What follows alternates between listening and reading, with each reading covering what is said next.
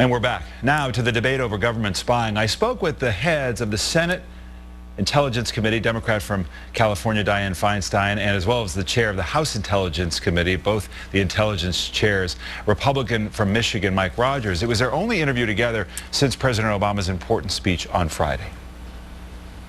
Senator Feinstein, Chairman Rogers, welcome back. Good to have you both. So the future of spying, it seems to me, is very much like the present. Chairman Rogers, do you view this as a big victory?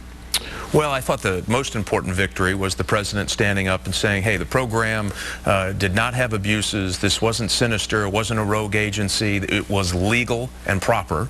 You know, some of the suggestions on how to move forward I have some concerns with, but I thought it was an important really an important role for the president to play. I wish he'd have played it 7 months ago, but I was glad to hear it yesterday. So Edward Snowden, whatever you think of him, he leaks these documents, he leaks the information about these programs. And Senator Feinstein, there's a big hue and cry and a big debate, but basically the president says that these programs are here to stay. And critics of the speech, as I've been reading them, seem to say very little will change. Barton Gellman writes about it in the Washington Post, and here's what he says. Obama placed restrictions on access to domestic phone records collected by the National Security Agency, but the changes he announced will allow it to continue or expand the collection of personal data from billions of people around the world, Americans and foreign citizens alike. That doesn't seem like a lot of privacy protection. Well, I would disagree with Mr. Gellman.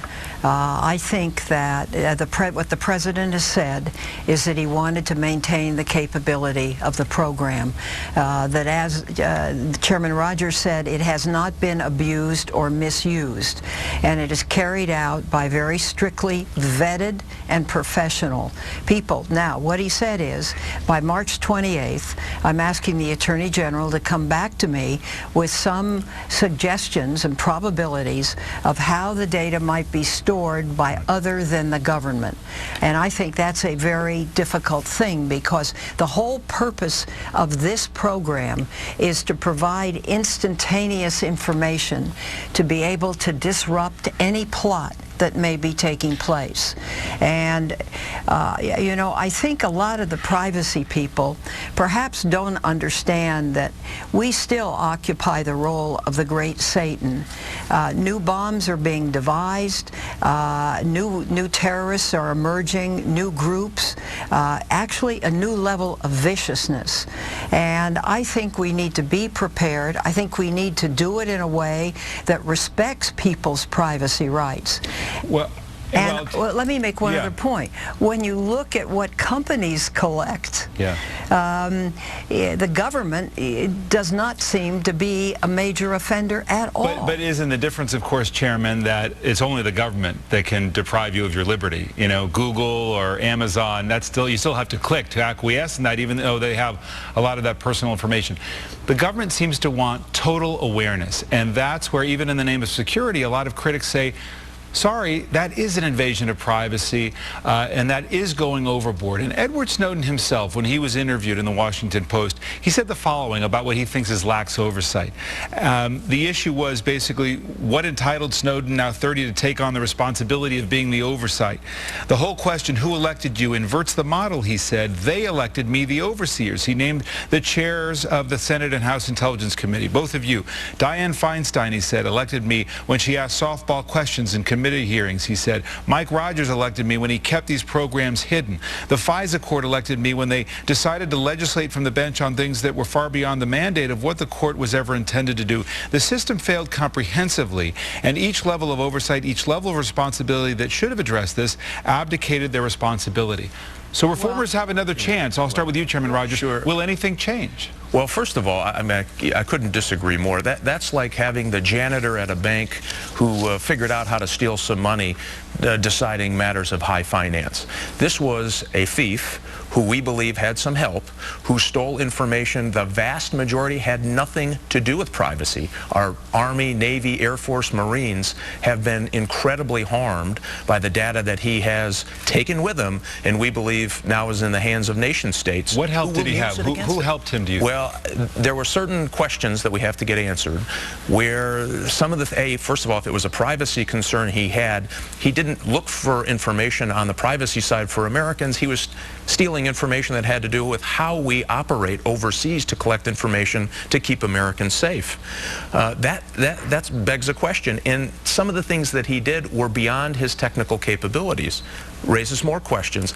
How he arranged travel before he left, how he was ready to go, he had a go bag, if you will, and how he But how accessed... high level do you think? Let me just say this. I believe there's a reason he ended up in the hands, the loving arms of an FSB agent in Moscow.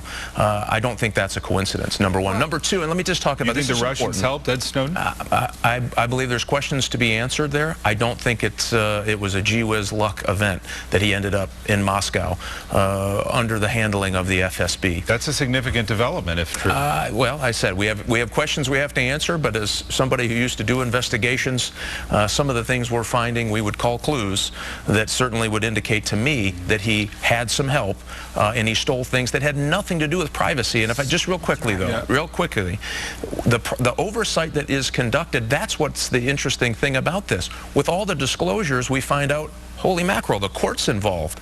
Both the Senate and the House committees are involved. There was plenty of oversight of the programs, and it was very restrictive. Only 288 times that they even used the business records in 2012. So, Senator Feinstein, is there any chance that some of your colleagues who disagree with you will be successful in shutting down the program, the bulk collection of this metadata? I don't believe so. The president has very clearly said that he wants to keep the capability. He wants to look for other than the government holding the material. So I think we would agree with him. I know a dominant majority of everybody, virtually except 2 or 3 on the Senate Intelligence Committee, would agree with that.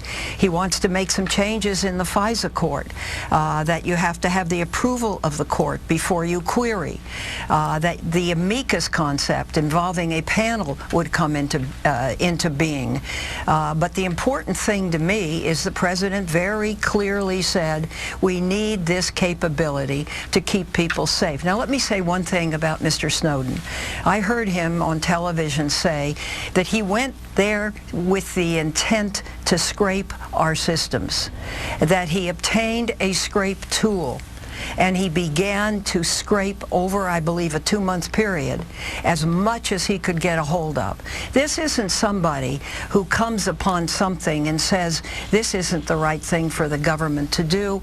I want to go out and talk to people about it. He came there with the intent to take as much material down as he possibly could. And do you think you agree with Chairman Rogers that he may have had help from the Russians? He may well have. We don't know at this stage. But I think to glorify this act is really to set sort of a new level of dishonor.